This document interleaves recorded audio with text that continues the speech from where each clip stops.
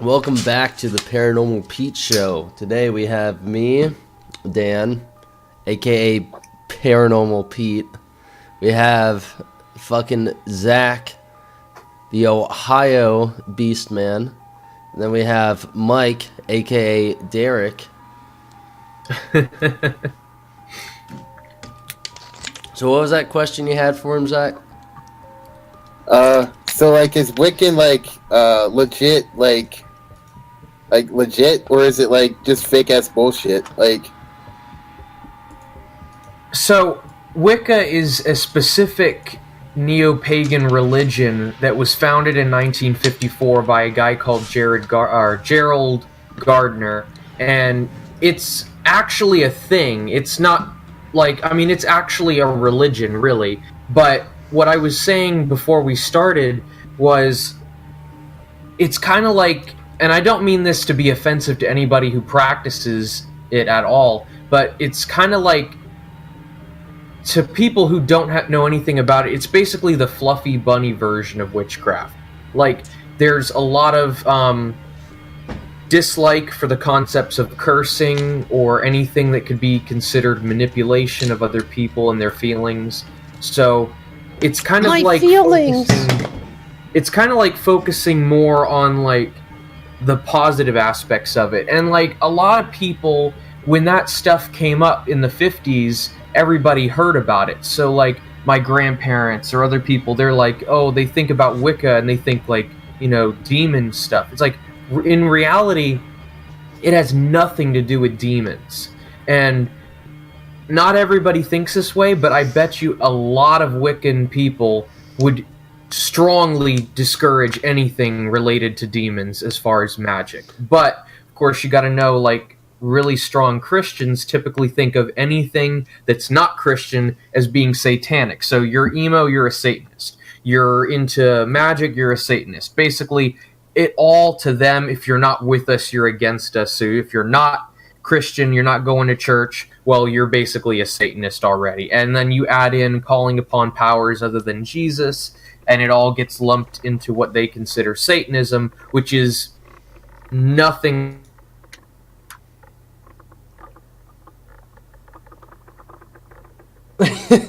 You're lagging out. It is a religion. What? There's like this huge pause where you lagged out. Oh, really? Okay. So is Wicca more like white magic, and then witchcraft is like black magic? No, that's a way oversimplification. Witchcraft is... Because white magic's positive, isn't it? Right, but see, there's two different things. There's the practice of magic, and then there's the religious parts of it. So you can do one, or you can do the other, or you can do both.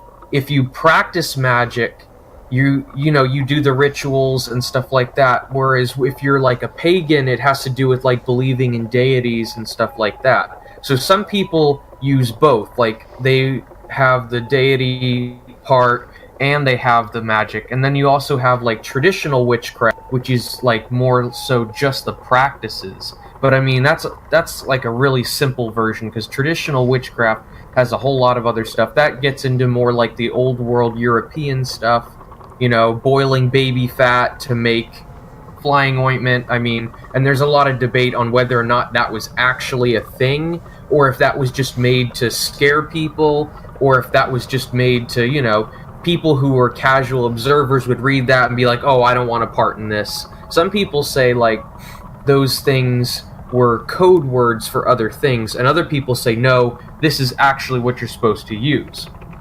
But the religious part and the practicing part they're separate sections that are often used together, if that makes sense. So Wicca is basically a religion, and it's got two main deities, their goddess and their god, the moon goddess and the horn god, and that's where a lot of that comes in. And then, of course, there's like the Wiccan Reed, and then there's this quote. I forget who the quote was, but I could look it up real quick. But it's like, basically it's saying, as long as it doesn't hurt anybody, do what you want. And that's one thing. And then there's the other thing, which is like this concept that they call the rule of 3, which is not actually a rule. Let me pull this up real quick. You look very confused, Zach. Well, no, I'm just like I'm actually like I'm actually like really impressed by like how much like in depth he just went. Like, holy shit, I was not expecting all that. He's got like books and shit. Yeah, like this side note, you were asking, I noticed in the last episode, you were asking where you can find, information about actual witchcraft and occult stuff, because there is a lot of BS online. And what I told Dan, or Pete, whatever you want to call him, just call me Dan or Pete, like literally Dan or Pete. Dan or Pete, okay. Yeah, so don't Dan call or me Dan Pete. and don't call me Pete. Call me Dan or Pete. Yeah, your name is Dan or Pete now. It's not Dan or Pete. It's Dan and Pete. Or No, Dan it's, or it's Pete. Dan or Pete. All right, well, Dan or Pete, like I told Dan or Pete, you can there's like, books really are the best way. Now, there are BS books, that is true, but you can take, like, you hear about a book, you can read about that book online, see if it's good. There's different pagan and witchcraft communities. There's one in specific that I'm a part of that someone on there actually linked me to a list of ebooks that they had on all kinds of topics. So, I mean, I have access to dozens of actual books, and they actually sell those same books in local occult shops. Well, Wait, local they're occult shop. sorry. So they're actually like written by like actual people that follow the practice and stuff, or are they like written by like people that just like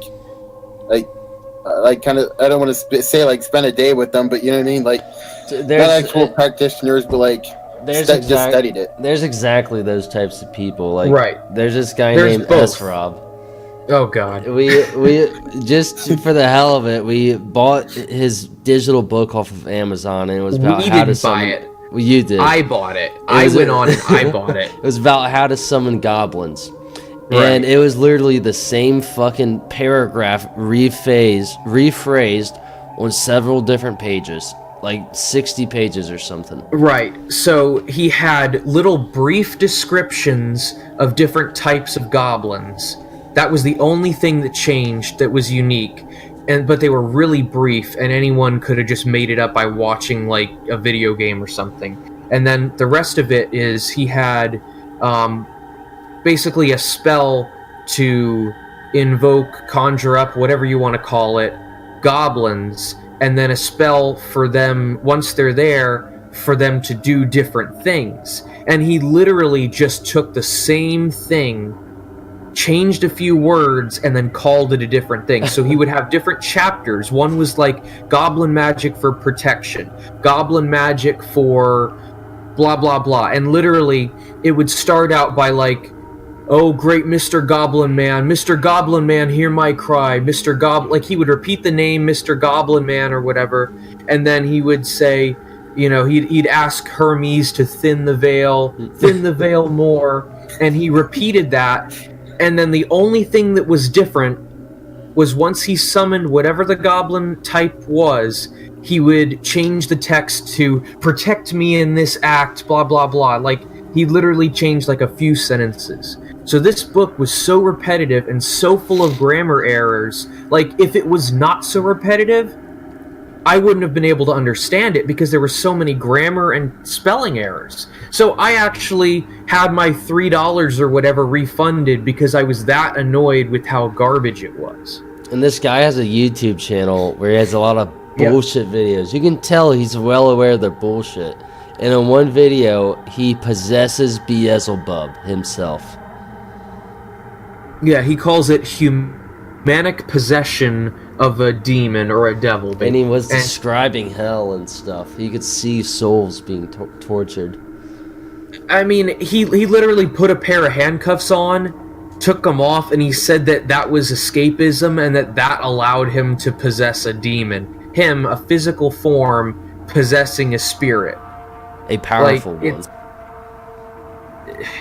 So there's stuff like that, but then you also have other stuff. And so my recommendation was to, see if you can find, if you're really that curious, the best way is to go on one of these communities, introduce yourself, and then ask for some reading suggestions. Because a lot of people will go in there and be like, oh, I want to learn more about witchcraft. I got some sage at the health food store, and I want to cleanse my chakras, and they'll basically like, tell me more about Wicca. But like, and you can tell that that's just complete bullcrap. I'm on but keto. If you go on, basically, but if you go on and you're like, introduce yourself and say you're interested in studying this, what are some reading recommendations, and then they can point you in the right direction. Of course, you'll have people who will be like, oh, well, read Gerald Gardner and whatnot, and that kind of thing. But like I said, you can always just go, and once they give you the titles, look up the titles and see who wrote them, see how long ago they were written, that kind of stuff, because it is both. There is books by people who are writing about the subject, like the kind of thing you'd imagine you'd find at a library. And then you have other ones that are more or less spell books that are written by actual practitioners. And then you have ones that are actual spell books written by practitioners that are total crap. So that's why, like what I said, it's kind of like when you go to order something online. You look up where it's coming from, all that kind of stuff. Kind of like you check your sources when you're writing a paper, basically. But that's what I would recommend would be the books. But yeah, basically that's where you can find a lot of stuff, and then you can learn a lot of stuff from the people who are there, and you'll find out who are legit, who's not, because it gets pretty obvious. Remember those kids in school who would they thought they were like slick as fucking shit, and they would use Wikipedia as their source? Some people didn't even try. They even left the footnotes in there and got away with it. But, yeah. So, anyways, like I was saying, there's like this bastardization of karma that everyone's heard of. The whole, what comes around goes around stuff. If you do bad things happen to you. And that's not even what the karma concept is, anyways. I thought karma was from Hinduism. It's got... Let me see. It's so probably Hindu. I know they believe in karma. Okay, it's associated with Hinduism, Buddhism, Jainism, and some other stuff. But basically, and I mean, this is just a simplified version. It's basically everything that you do is either going to push you or closer or further away to spiritual enlightenment. And that's really what it is. But if you think about it like, oh, well, I need to do good things so that good things happen to me, that's not the right way to think about it, and that's not what the concept is even about. It's kind of complicated. I wrote a post about it that I actually shared on one of those communities that goes in much more depth, at least from what I've read from people who are actually a part of these belief systems, and I sourced them, quoted them in it, and it's not the, you're mean to someone, bad stuff comes back to you. That's a bastardization of it. But you're a damn bastard. But Wicca has a similar thing. Their threefold law thing, which they're like, everything that you do is going to come back to you 3 times.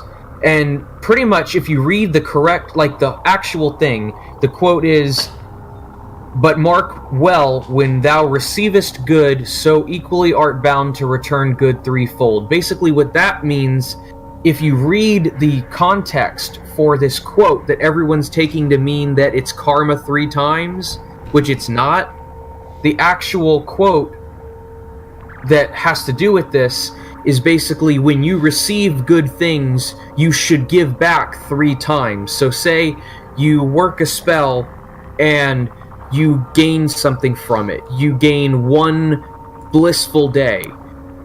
You should try to give 3 other people a blissful day. You see what I mean? It's like, it's a completely different idea. It's like returning to the universe what you got 3 times, but they misinterpret it.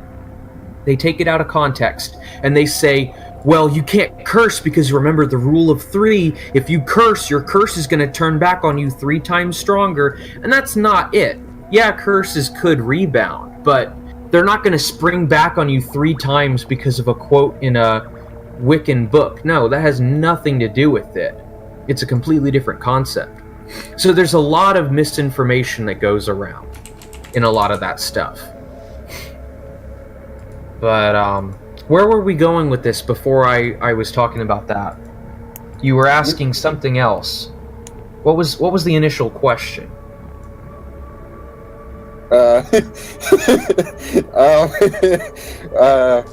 Like what? I don't know. I guess like what are the differences between like?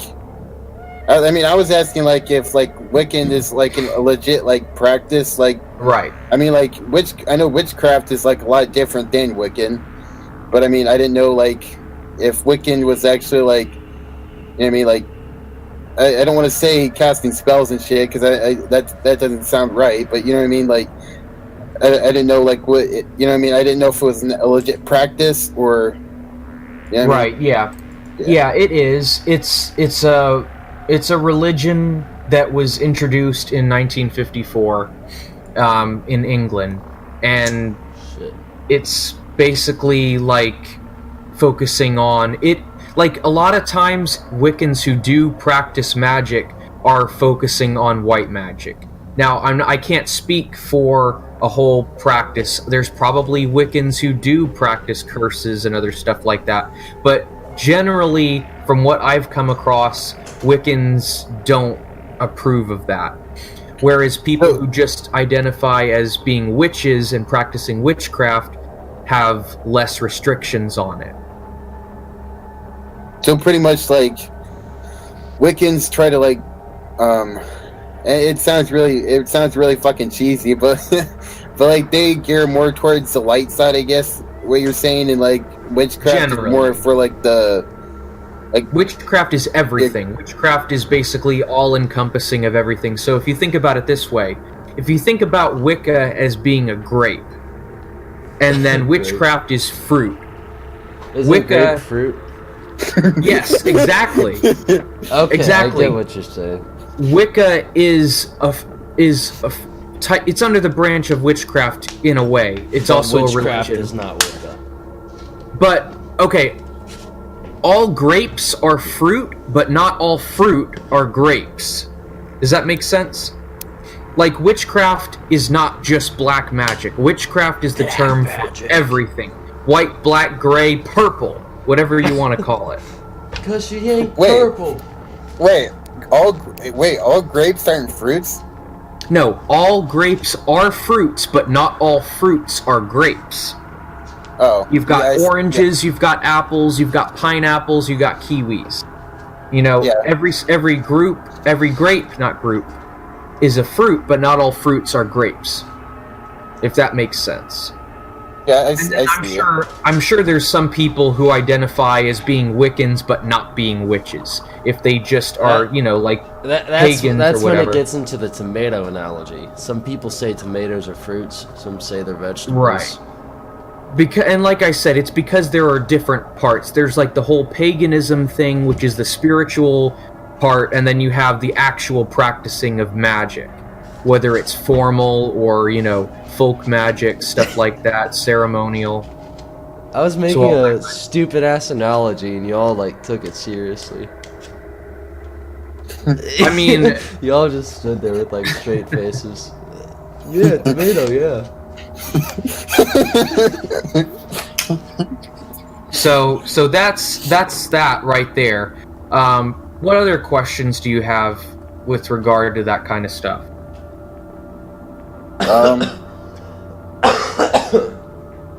So, do Wiccans do ritual type stuff? I know some witches do, right? But do Wiccans follow do more rituals, or is it more all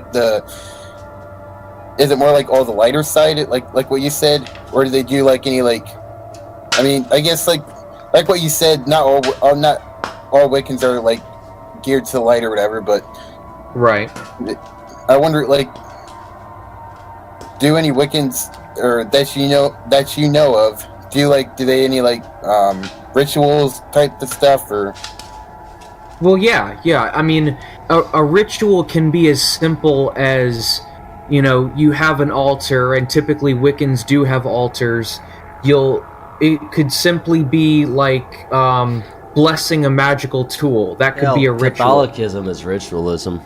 Yeah, so literally, like, are you asking about, like, a ritual in, like, the concept, like, you're thinking about, like, sacrifice and, like, a goat head or something like that? Or you just mean, like, doing rituals? Because a ritual can be something as simple as lighting a candle, saying some words, and lighting some incense, and passing a piece of obsidian through the incense while focusing on an intent. I mean, that counts as a ritual.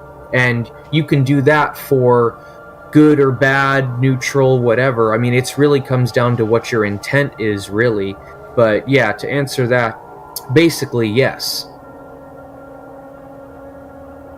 There's a lot of rituals for calmness or relaxation or Like money. CBD, dude. Obviously. It's that CBD oil, man.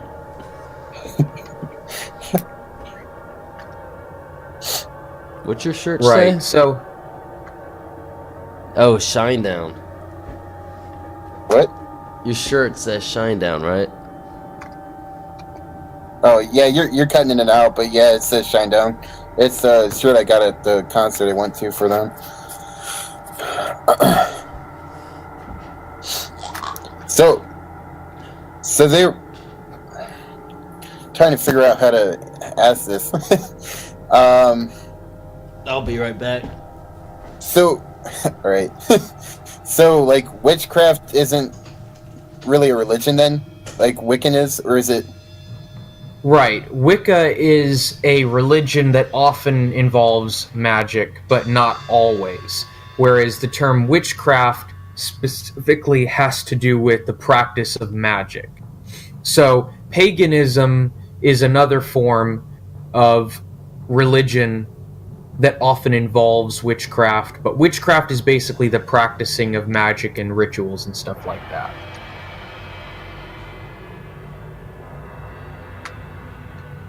So I guess, like, witchcraft is the doing, and then, the religion is, like, the believing parts, if that makes sense.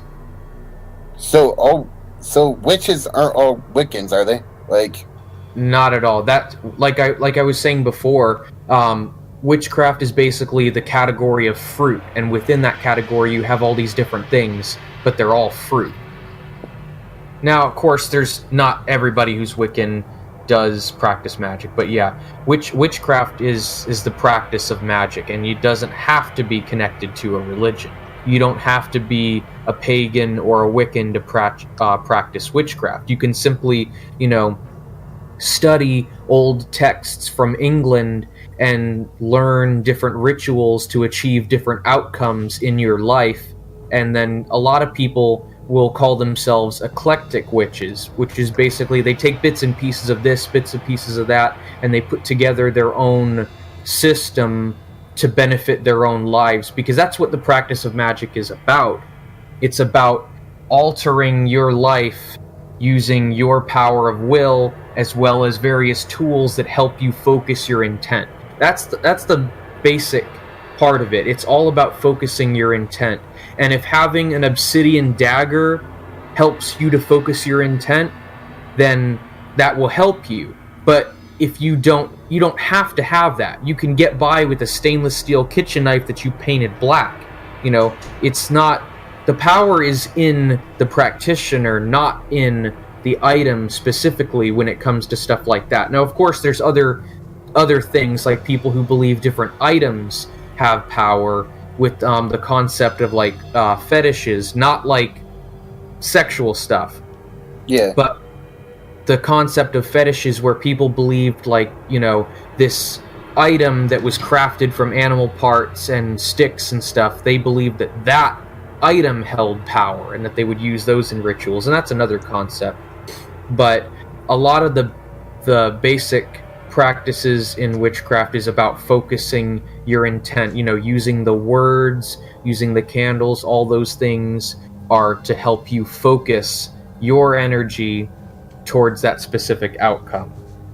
Whether it's, doing a sigil ritual, whether you are doing a 7-day candle ritual, which, you can do for all kinds of different stuff. Those, candle magic and sigils are two of the very, very, very broad ways of practicing magic, because you can literally do anything with those.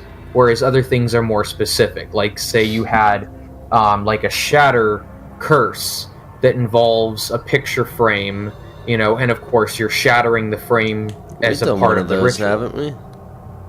Yeah. That, obviously you can't use a shatter curse for anything other than shattering something, but a candle or a sigil, you can make an infinite number of different sigils for different purposes. So, what's the whole thing with like the candle magic? Like, what is that like? Okay, so what I was specifically referencing was the 7-day candles, but it doesn't have to be that. Candle magic is kind of a broad definition to describe the use of candles in rituals, and there's simple ones, like, for example, if you were to do a money spell, you would take a green candle, you would take different herbs associated with money, perhaps different oils, maybe some cloves, cinnamon, allspice, patchouli, stuff like that. You'd grind up those herbs that are associated with abundance and wealth and all of that. You'd take your oils, you would typically what's called dress the candle, and that would involve, pouring the oil on the candle, maybe rolling the candle in the crushed herbs, and maybe even carving a sigil into your candle. And then what you would do is you would light that candle, and as that candle burns down, you would be focusing on your intent the whole time. So, for example, I've done, that specific thing for different purposes. So I'll take a small candle, kind of like the size of your finger, and... What? It just sounds funny. Okay, well, anyway, and I'll tell you why. Because if you're not doing a 7-day ritual, you're gonna want a small candle. Because, what'd you upload? I sent a picture of my candle as an example. Oh, okay. Yeah, so what he sent a picture of is a 7-day candle. They're tall candles, and what you do is you use that same candle over the course of 7 days of focusing on your intent. So, say the first day that you do it, you prepare the candle, you dress the candle with your herbs, your oils, and you light it. And then you focus on your intent for, a period of time. And when you want to stop or you have to stop, you'll snuff the candle. From what I've read, you don't want to blow it out. Pinch it out or use a candle snuffer, and then come back the next day. Light it again, focus on your intent again, and you do it for 7 days. And wait, I'm sorry. Why do you want to? Do you know why you want to snuff it out, like versus like blowing it out? Why does that make a difference? Well, because people feel like you're like blowing away the whatever. It's. I haven't read any concrete reason why you can't. However, it's kind of like a general consensus that it's typically not good to do it, because it is supposed to, or it could apparently reduce the efficacy of your workings. You're essentially blowing it away, and if, like, say you're doing a money spell, you don't want to blow away the abundance and prosperity, you want to draw it in. That makes sense. And I can look more into that, the specifics of it, but it's fairly generally agreed upon that most people don't blow out a 7-day candle in between; they snuff it out specifically. And I'll have to look into that specifically. I just wonder, like, why, like, I mean, still, even if you're snuffing it, you're still putting it out. You know Well, what I mean? like I said in the first episode, a lot of stuff you do in black magic is just very symbolic of something. Like Michael said, like Michael said, if you're blowing a money candle, for example, it could be a symbol for you're blowing away prosperity, wealth. Right. Now, I mean, there's it's not, like set in stone. Yeah, magic's all personal. Right. It's a lot of it is very, very personal, and if you find something that works for you, most people who are legit will recommend that you stick with that, as opposed to, no, you got to do it the way I do it. No. If it works for you, do it, that way. So a lot of that stuff is trial and error. If you find that blowing out the candle doesn't affect what you're doing, then by all means go for it. Part of it has to do with your beliefs. Like, if you believe that it's going to affect it negatively, you're bringing doubt into it. You're taking your focus off of your intent, and that right there will throw you off right there. So a lot of it has to do with what you believe, like what's going to happen? Well, it affects it. Like, your confidence affects it. If you feel... Like, if you're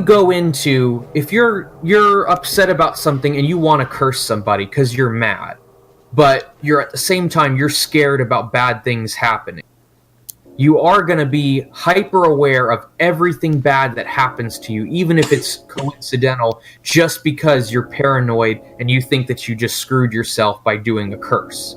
So that's part of it. Part of it is like that placebo part where you psych yourself up and you start freaking out because you think this is happening, and then your mind focuses on specific things. I think has a connection to the spotlight effect. It's like where you. It's like what I was telling you about voodooism, where I just said that again, voodooism. It's no such thing as voodooism. I made a fucking mistake last episode with that word. It's like with voodoo, like I was saying, how a lot of times voodoo dolls only work if the person's aware that there's even a voodoo doll. Like, a lot of people will leave the voodoo doll on the doorstep of the person with the pin and the location. And, like, if you never show the person the voodoo doll, they're not going to know there's a voodoo doll of them. And they're never going to see the pin. That would be somewhat controversial because... depending on what your beliefs are, there's people who believe that the voodoo doll will affect them no matter what. Yeah. But I do want to clarify something real quick. You can't confirm it's gonna... In a lot of these cases, it sounds like there's no way to prove that it even affected them. If there's no way for you to verify it, then yes. It's just your belief going off of absolutely nothing. Right. It's solely the fact you want to believe. At the same point, though, at the same time, if you believe that it did good and it relieves the mental strain from you and it decreases your stress, some people would argue that that's good enough right there. My mental stress is gone. Right. If you're angry at somebody and you curse them and then you feel better afterwards, that ritual helped better your life, which is the main purpose for the magic anyways, even if it didn't actually harm them. But before we go further, I do want to clarify, the term voodoo doll is specific to the practice of voodoo. The general term is a magic puppet. Puppet? Right, because and due to like the media and stuff like that, a lot of people think that everything that's a doll like that is a voodoo doll, when really it's only a voodoo doll if it's being used by or made by a voodoo practitioner, which is something that requires an actual initiation. That's not something like, it's not like Wicca where you can read about it, learn about it, and then, declare yourself a Wiccan. I didn't know that. I didn't know you had to get certified. Well, it's not really certification, but you have to actually be initiated by an already practicing member. Yeah, voodoo is like that. You have to be initiated into it, otherwise you're full of crap. It's not actually legit. And wait, so, but like, okay, sorry, but No, for go like ahead. witchcraft, anybody can. Right. It's witchcraft, right? Right. If you're practicing magic and you're involved in witchcraft, you can do that no matter what. You don't have to be initiated unless you're wanting to be initiated into a specific practice. Like, for example, voodoo. You can't call yourself a voodoo practitioner unless you've been initiated into it. Whereas you can call yourself a witch if you just light a candle and say some words, technically. I mean, it's kind of BS if you do that, but you know. We should So- totally get a voodoo priest or something on here. I mean, do you know anybody that would like do that? I know one guy that was learning voodoo. Only one guy. I wonder if we can get him. I mean, if you can find someone who's involved in that practice, they'll be able to tell you a lot better than me because I don't know a whole lot about it other than what I've, described right there. But the puppet use actually has connections to Europe, old Europe. So the concept of taking a doll that resembles a person and doing things to it in an attempt to affect that person, that's called sympathetic magic. And it's the belief that if you take something, specifically if you have what's called a tag lock, and that's an item that is used to tie that person to that doll.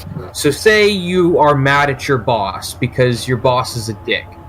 So, you see him scratch his head and a piece of his hair falls on the ground. Okay, this is kind of creepy. But I see all those follicles. But if you were to scratch your take- hair some more, dirty bastard.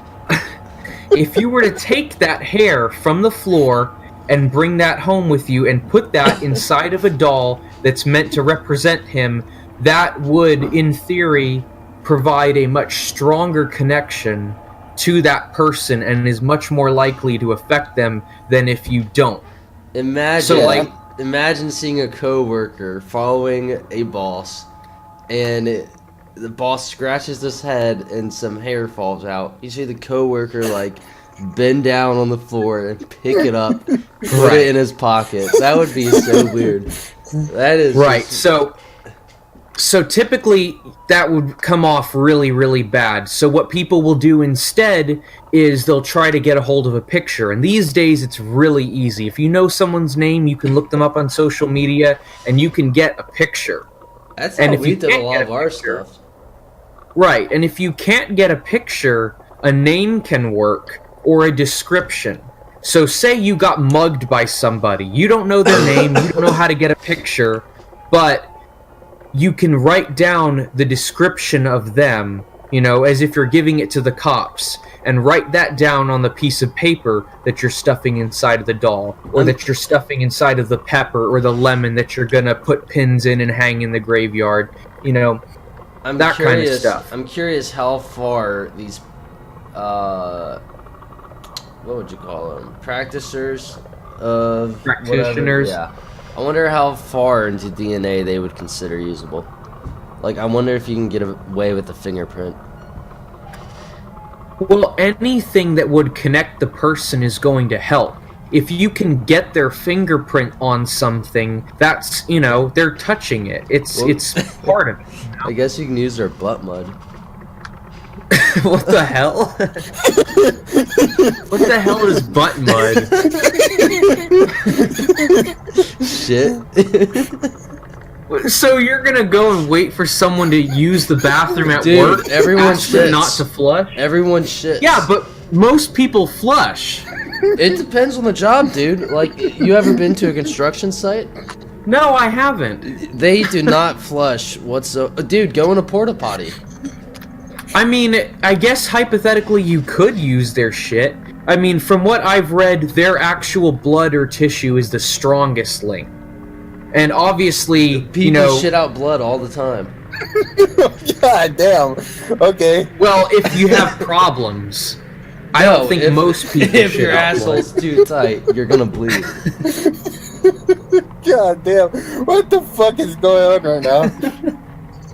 That's why you gotta stretch it out with butt mud. All right. Anyway, but I will say this. One of the important things of using a tag lock is when you're cursing, you want to have a strong connection. I just described it, but I'll repeat it again. A tag lock is anything that you use to connect your intended person to something that you're doing. It sounded like you were talking about a skin tag. I mean, if one falls off and you want to use it, then I'm not going to stop you. Imagine using someone's warts. Here, let me. I got some freeze away over here, buddy. Or just like, you see this girl sitting in the break room, cut the wart off her elbow with like a plastic knife. That's terrible. Bleeds out. I mean, you do bleed a lot. I mean, I had one on my elbow, and I took a razor blade, I cut it off, and then and then but here's the thing, it bled like crazy, so I had to take a piece of metal. Did you burn it? Yeah, I had to cauterize it because it wouldn't stop bleeding, so I took a piece of metal, and I heated it up with my blowtorch till it was red hot, and then I pressed it into the skin right there. Why didn't you just burn your skin with a blowtorch? Because that's just going to go too deep into the tissue. You don't want to do that. That's not how it works. I'm not trying to give myself third-degree burns. I'm just trying to... Well, you can build up an immunity to fire the skin that way. Obviously. Just no, give but yourself it's little actually... doses of third-degree burns, and you'll build up an immunity. Actually, a medical practice. It's called cauterization, and it's actually used for large wounds that you need to stop the bleeding, and there's no other way. They'll literally burn the tissue with a hot piece of metal. And it works. If you have blood that's coming out and you have nothing, metal somewhere in a fire, heat up the piece of metal and burn the spot, and it will stop the bleeding, and it might save your life. I mean, it hurts like hell, but, it... So, anyway. Bleeding out. So... you want to have a strong connection with your target regardless, whatever the best you can have, but it's especially important with cursing because you don't want it to go to you, you don't want it to go to someone you care about, you want it to go to your specific intended target. So the stronger of a connection you can make, the better. However, if all you can obtain is their name, you can make that work. You just have to focus a lot harder. Now, here's a hypothetical scenario. Tell me what you think the outcome would be. So what if your wife is cheating on you with, say, we'll name this guy Tyler. Your wife... Not Chad? No. But your wife's name is Stacy. Okay.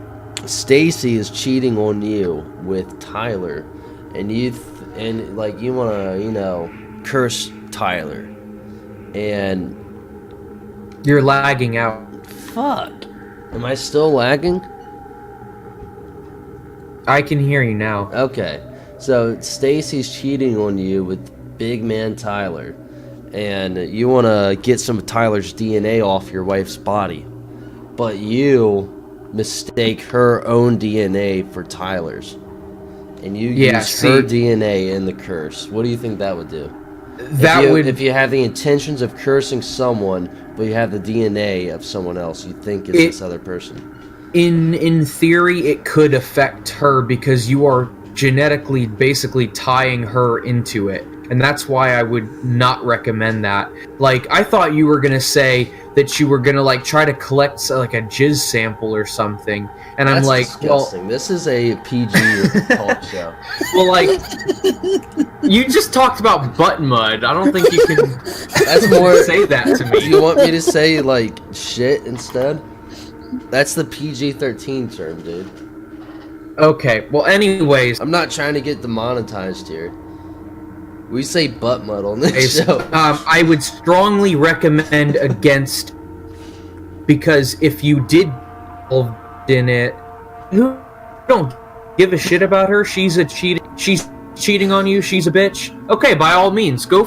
It takes two people to. This is off topic, but I strongly disagree with people who will just blame the man or blame the other woman. Like, your partner is cheating with them too. They're to blame too, just as much as that other person. I don't believe that crap where it's like they think that, oh, that other person lured them away. No, it's both parties. And in that case, the best thing to do is just to end that whole situation and save yourself misery, because the best predictor of future behavior statistically is past behavior. That's where the once a cheater thing comes from. Yeah, just leave her with Tyler, because then what will happen is she's going to cheat on Tyler, or Tyler's going to cheat on her. Yeah, she'll cheat on Tyler with Chad, and then, you know... If she loved you to begin with, she wouldn't have cheated on you.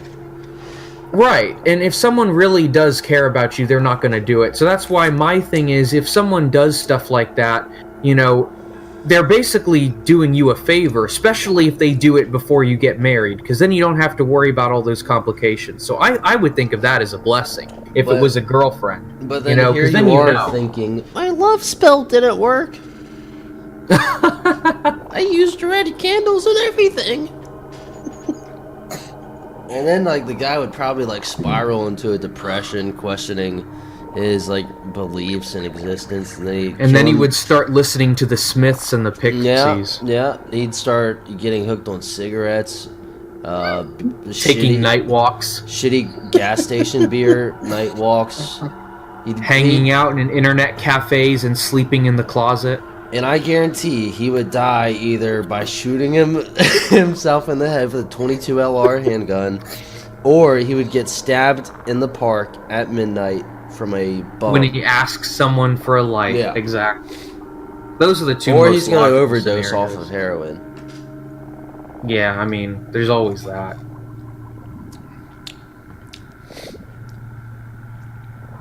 Now, here's another question. So if you're trying to contact someone who died from a heroin overdose, could you by chance get that needle or the heroin and use that to contact them? If you can get the actual item that they touched, then that would count as a But what about the what about the heroin though? Like he didn't use all the heroin, it's still in the syringe. Well, he touched the syringe though, but right? He didn't touch the heroin. True. I mean, in my case, I would just get rid of the heroin and use the syringe. Just use it on yourself. Get rid of it that way. No. Even someone who was into drugs would not want to use something that someone else overdosed on. Dude, plenty of people. Because there's something wrong with that. Well, I guess, if you're that There's desperate. plenty of people who share. Sharing a dead man's needle? That's pretty bad. There's even people who, like, bum cigarettes off of, like, the ashtrays. Or they'll go and they'll pick up cigarettes in parking lots and then sell them to people. People even steal used cigarettes. Yeah. So that went way off topic there. I blame the butt bud. You know what's really interesting about overdosing? How facilities will hand out syringes and shit so that people don't use dirty needles, but at the same time, simultaneously, it encourages drug use because they fucking have a clean needle they can use. I mean, it's debatable. It's the concept of harm reduction. It's complicated, and I really couldn't tell you. I don't have an opinion on it because it could go either way. It's a double. You could make. It's a double-edged handgun's barrel. Obviously. Because I mean, you could say that you're encouraging it, and you could also say that you're reducing harm. So same could be said with YouTube videos about drugs. You know what? That ties into voodoo. Not voodooism, voodoo. That ties into voodoo. Because like you said a while ago, someone could be cursing someone, but if they believe that it actually worked, it could ease them. It could make them feel better. What's that got to do with voodoo? It's just like a double-edged thing where it's like really just perspective. You mean magic, not voodoo? No, Well, we were talking about voodoo at the time, Okay. so I'm just saying voodoo. Okay. Now, That went over all of our heads. now, Zach, it sounded like you had a question when Dan was talking. Do you remember what you were gonna say? Well, I mean, it was kind of a stupid question. No, go ahead.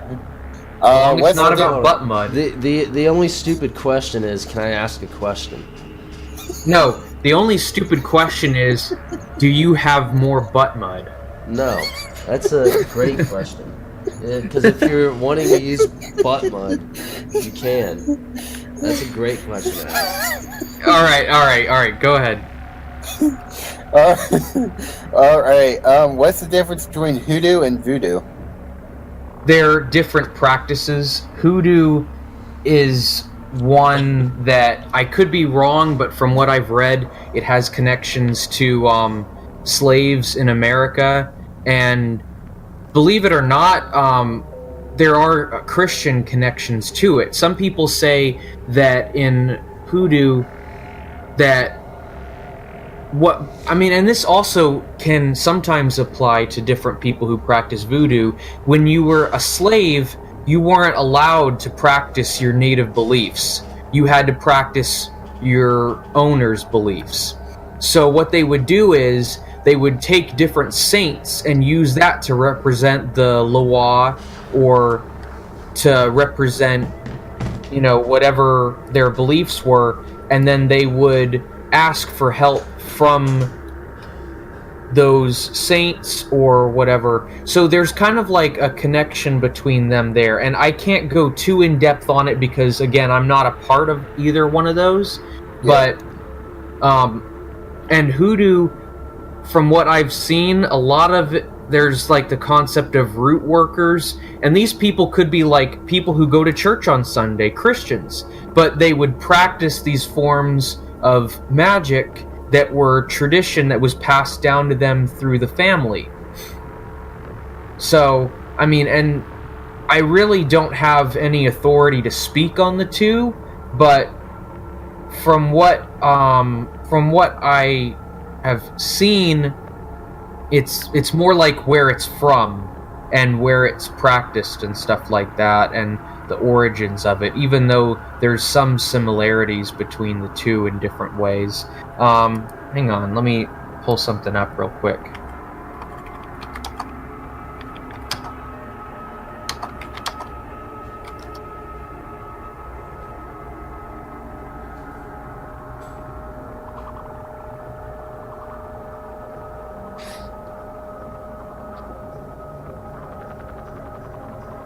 Some things, here's a video here that I'll link you, where this guy actually talks about the difference between the two. But from if I understand correctly, voodoo is more like an established religion, kind of like how I talked about how Wicca was an established religion, whereas hoodoo is more of folk magic. And I could be wrong, but that's kind of the impression that I got.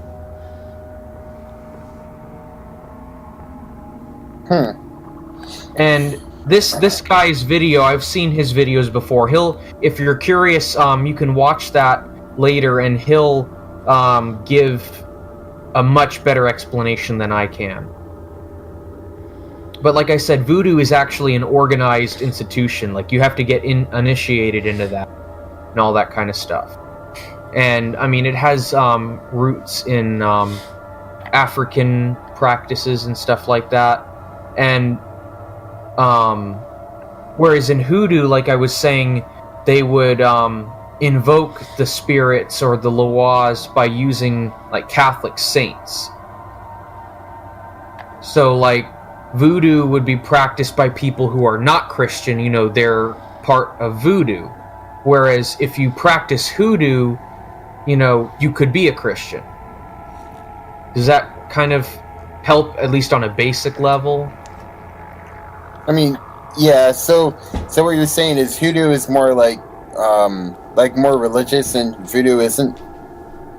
the opposite. Voodoo is more religious, and hoodoo is more like practicing magic. So basically, from my understanding, someone who practices hoodoo, it's basically like their own personal power that can help them and other people by using herbs, stones, animal parts, different items, stuff like that. So they do rituals and they make concoctions, potions, whatever you want to call them, to influence their lives, whereas voodoo is actually like an original like religion and a culture and a way of life, stuff like that, whereas hoodoo is more, magic and the benefits that it can bring, stuff like that. Whereas, voodoo is older and hoodoo is newer, and it's smaller, basically. So basically, voodoo's is a religion, hoodoo's folk magic. Voodoo has a system, whereas hoodoo varies a lot more by person to person. And followers of voodoo are not involved in other religions typically, but hoodoo is practiced by Christians.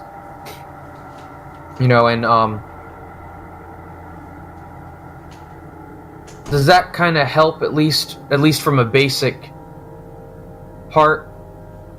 Yeah, I mean, yeah. I guess I kind of see what you're saying, but you'll have to watch a video of someone who's actually involved in it to give you an in-depth description between the two. Because, like I said, that's not my source or not my area of knowledge.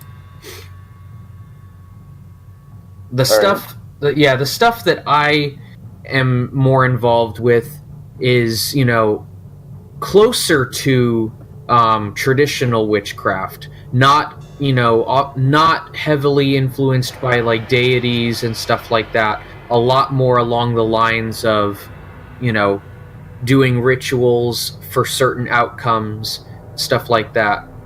And like we were saying before, some stuff you can't validate. You really can't. And then other things, could be coincidental, but it's a really strange coincidence. I'll give you one example.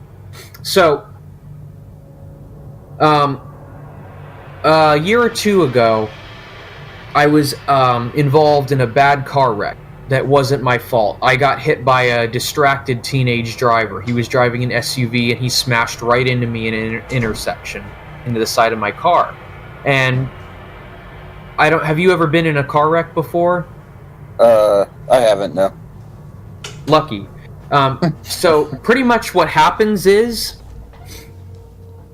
I got an attorney, and either way, whether you get an attorney or you don't, you basically have to foot the expenses for your stuff ahead of time, or it'll go to collections, unless your case resolves quickly. So basically, if you get injured and you need medical treatment, you're on the line for the payment until your case is resolved, because the insurance company will not pay until you say that you're done.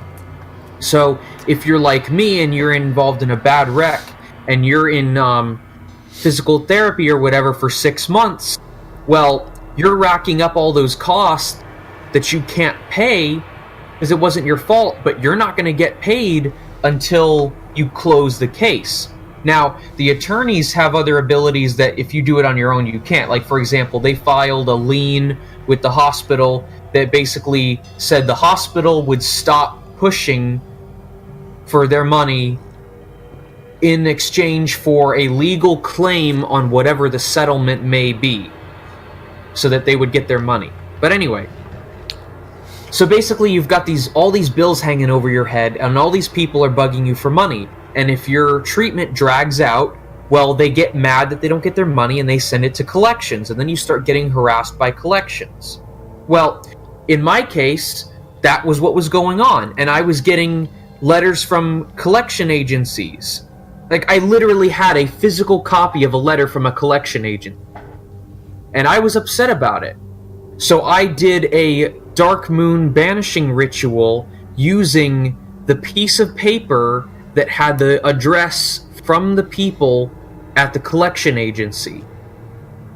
And the next day, after I did that, I called the people about it, and they told me that my account was never in collections. The woman got mad at me on the phone for saying that it was in collections. She's like, it's not in collections. We never sent it to collections. And I'm like, ma'am, I literally have a physical piece of paper right here that says that it is in collections. And I confirmed the patient numbers and all that. And she got mad at me and said that I was BSing her. She said it was not in collections. It was never sent over, despite me having a physical letter with a physical address of a real company. And I'm not saying that, what I can prove that what I did made that disappear, but isn't that really weird? I receive official... Go ahead. Sorry. So what was it, the dark moon thing? What does that do? Like, well, I did a banishment ritual involving various ingredients. I had, basically what I did, I have this written up in a post as well, the specifics, but from what I remember of what I did is I took that piece of paper, I ripped out their address from the letter that they, obviously touched and sent to me, and I ripped that out with the company's name, and I took it, and I wrote my intent multiple times on that piece of paper.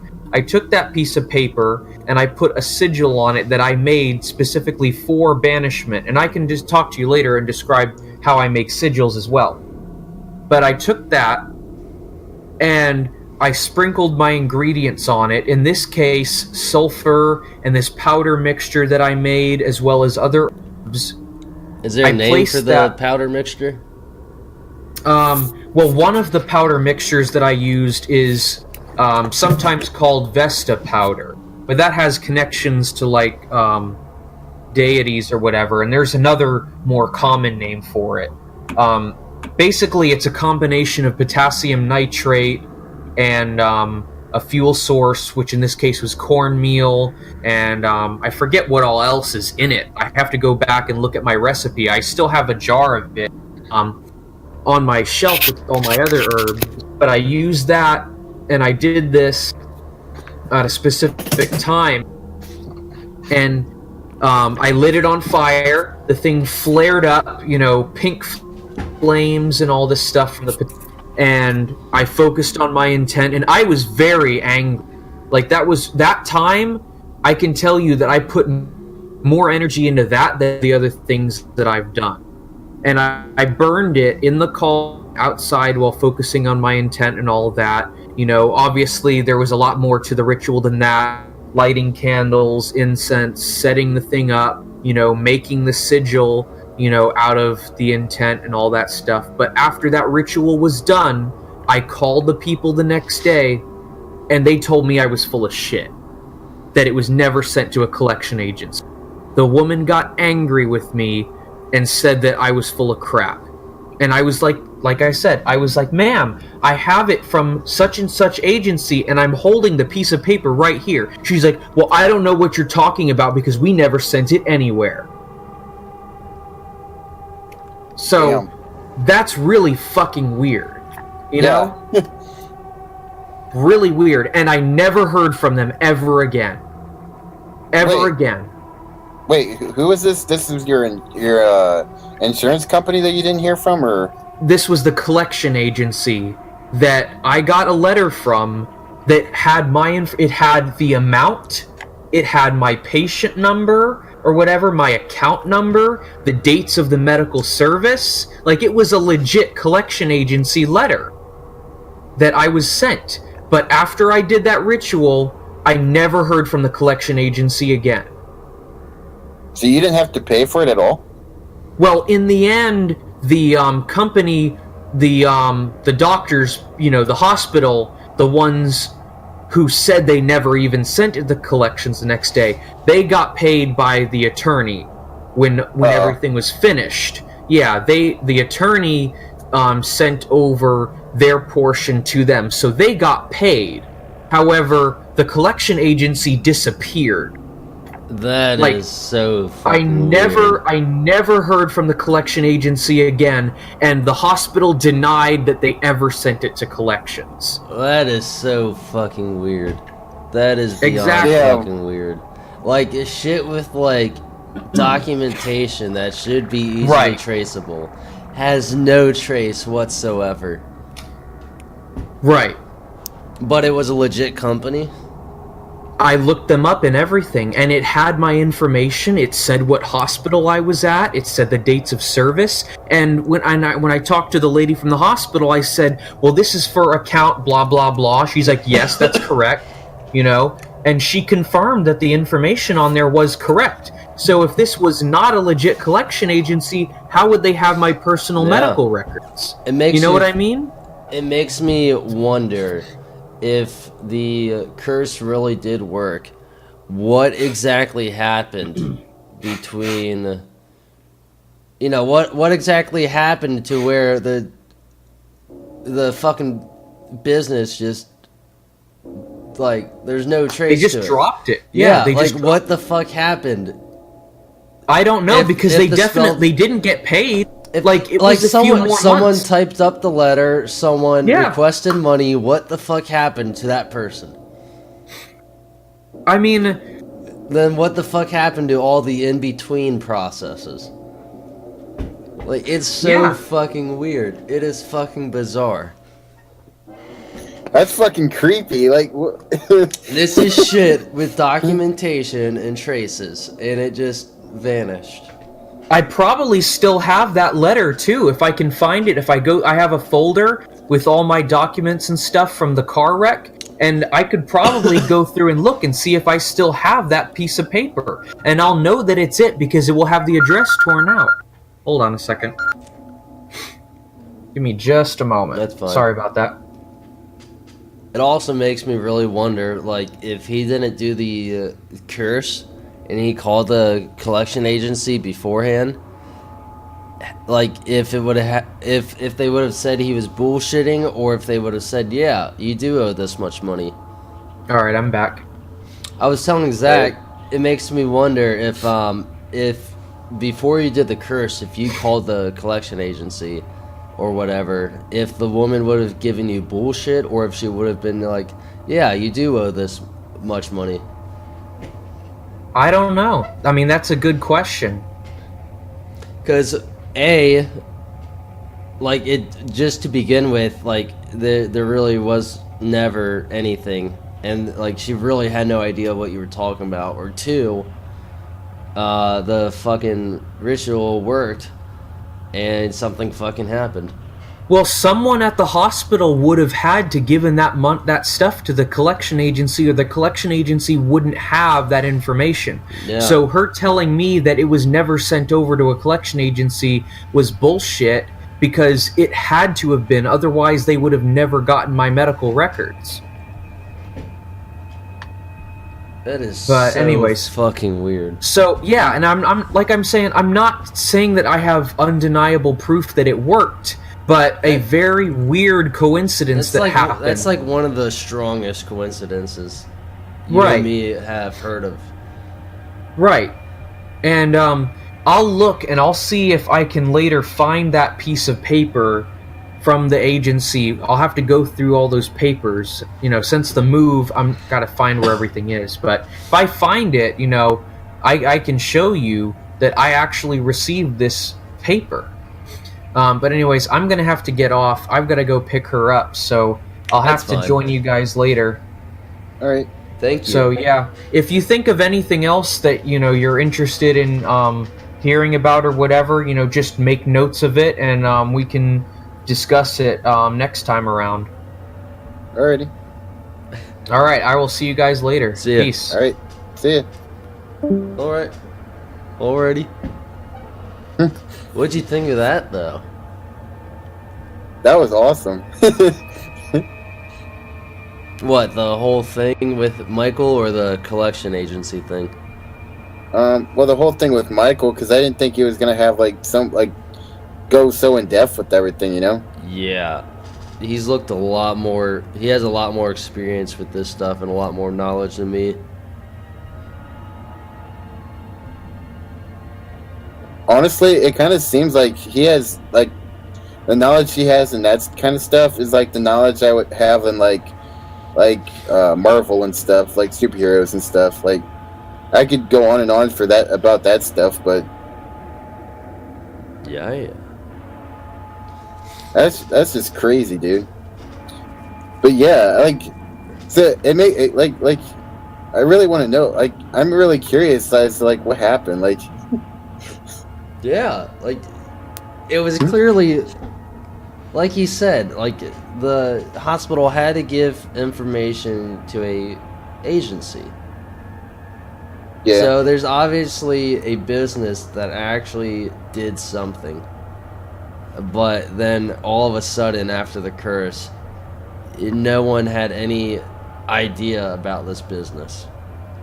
like just imagine like what would happen like he made like what would happen if like somebody like just like died or like just like ceased to exist. You know what I mean? I mean, like, someone may have died. It was a curse. That's so fucking Like, that's who's so, it cursing? Is it cursing the company or is it cursing the person who wrote the letter? I think his intentions was the company, which, you know, is really weird considering the company just vanished. No, Yeah. I mean, the company itself didn't vanish. It's a legit company. Just no one had any trace of a letter they sent. that's really weird.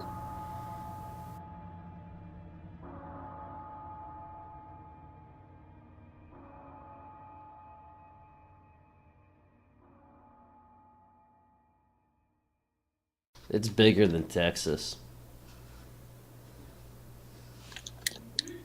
Anyways, I'm out of shit to say, though. And I'm pretty tired. So you want to end it here? Yeah, we can end it I here. might just cut out all this shit after the, after Mike left. Because, like, we just didn't know what we were talking about. Like, none of us know anything about Wendigos. I mean,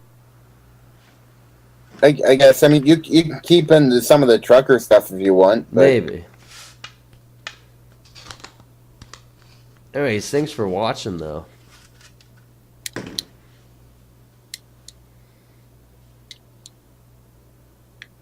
Yeah. See, I don't even know what to say here, so I'm just gonna end it.